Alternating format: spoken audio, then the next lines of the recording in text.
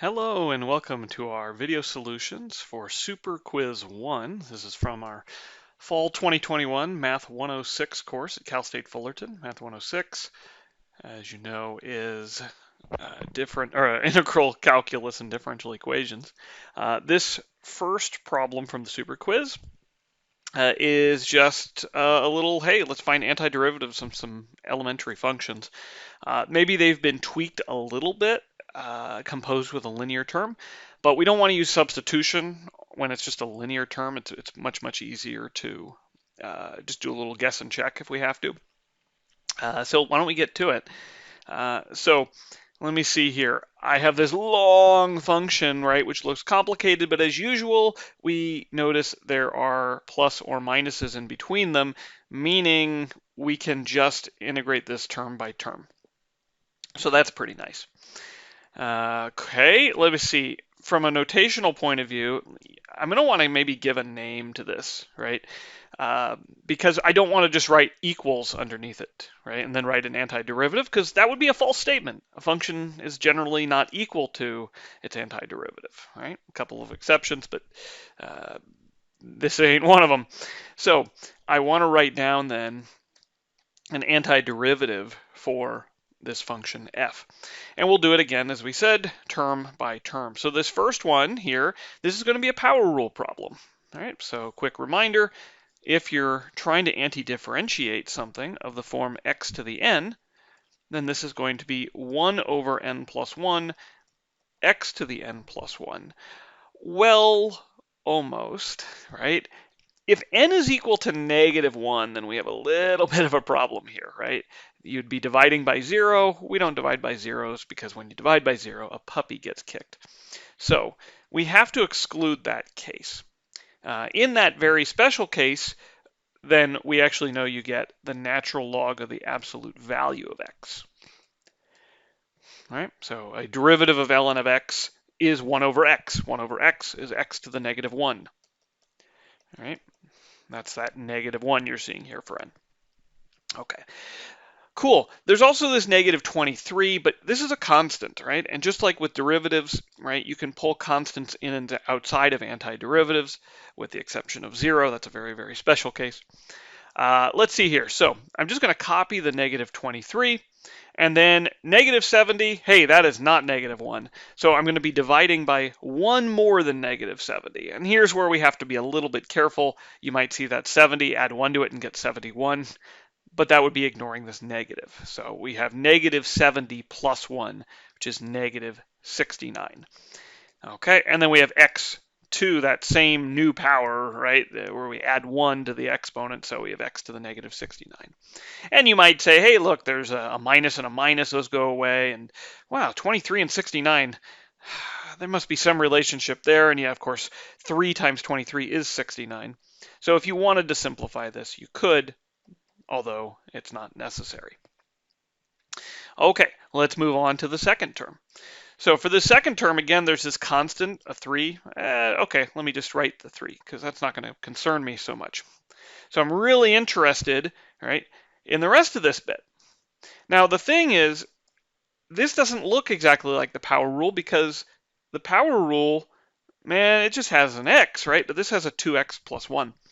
But what we have tried, right, to show in class several times is if you replace your x by some linear function, you're really not going to get a substantially different answer. You just have to maybe account for this 2 coefficient.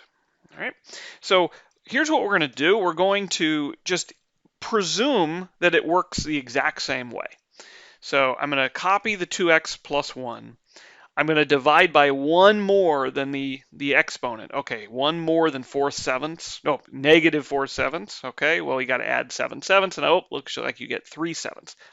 So we're going to divide by 3/7, and then we'll raise this to the 3/7 power.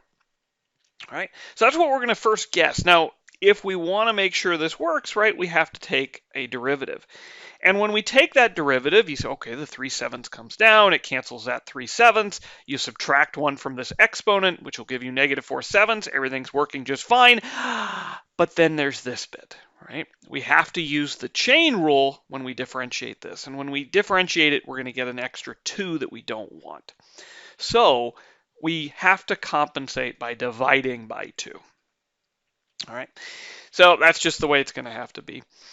So if we want to, again, simplify this a little bit, okay, the 3 over the 3 is going to go away. This over 7, which is in the denominator of this fraction, will move up, and so you'll end up with 7 over 2 times 2x plus 1 to the 3/7. Right? If we wanted, right, we could rewrite this power rule, right, using this exact same way of thinking. Right? We say, okay, this is 1 over n plus 1, ax plus b to the n plus 1. But then, if we check this, we multiply by, the chain, we use the chain rule, we've got to multiply by the derivative of ax plus b. That means we're also going to have to divide by a. All right, so we could just write down this more generic chain rule. The same thing actually works out over here in the n equals -1 case. You'd end up having ln, the absolute value of ax plus b, and then you'd again have to divide by a because of the chain rule. Okay, cool. We move on to the next term, and it's the same deal. We have a function of a linear function of x, which suggests at the end we'll just have to divide by the 7, which is great. So now we need to know what function has as its derivative cosecant squared. Right? And it's probably helpful to know some of your trig derivatives. So I tend not to remember any of the cos. I remember the non-cos. So I know, for example, that the derivative of tangent is secant squared. And if I want to replace a non-co with a co, I can. Everything gets a co in front of it. But it also picks up a minus sign. So if I want cosecant squared, then this is going to be the derivative of cotangent, but I pick up a minus sign. Okay, I could also put this minus sign on the other side, that's fine. And that's actually what I have here, right? I have minus cosecant squared. Right? So cotangent has its derivative negative cosecant squared. Excellent, okay, so my next piece then is going to be plus the cotangent of 7x plus 3, but again, because of this 7 here, I'm going to divide by 7.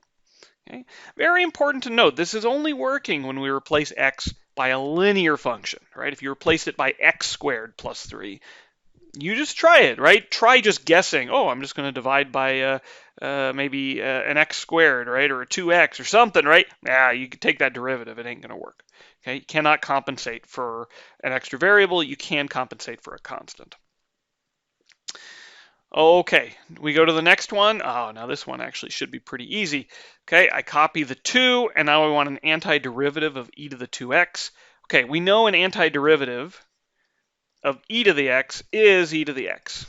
So if there's a 2 up there, that's just making it a little linear piece. I'm just going to guess it works the exact same way, but I check it by taking the derivative. And when I take the derivative, the chain rule will give me an extra factor of 2. So I'll divide by that extra factor of 2. Okay, and so these 2's actually will cancel, and I end up, hey, with e to the 2x again. All right, we move on. Here I have, now sometimes you may not have even seen this function before, in which case, hey, you should learn about hyperbolic sine and hyperbolic cosine. They're pretty useful functions, it turns out. All right, so let's write down something useful. First, in case you don't know, the hyperbolic sine is equal to the difference between the exponential growth and the corresponding exponential decay function, and then you cut this in half. All right? And just for completeness, the hyperbolic cosine looks exactly the same except for you add, right? So you're actually taking the average of the exponential growth and decay functions. Okay, so it's not that hard to compute the derivatives of these functions, right? In fact, hyperbolic sinh has derivative hyperbolic cosine, and hyperbolic cosine has derivative hyperbolic sinh. How nice is that? So, I mean, there's not even a negative that gets picked up here. That's crazy. So if we're looking for a function whose derivative is sinh, we just use cosh. So the minus is just going to hang around. So we have minus cosh. And again, I just copy the 4x minus 1. And if I now tried to reverse this and differentiate, this extra linear piece here is going to give me a 4. I don't want that, so I divide by 4. All right, last piece now.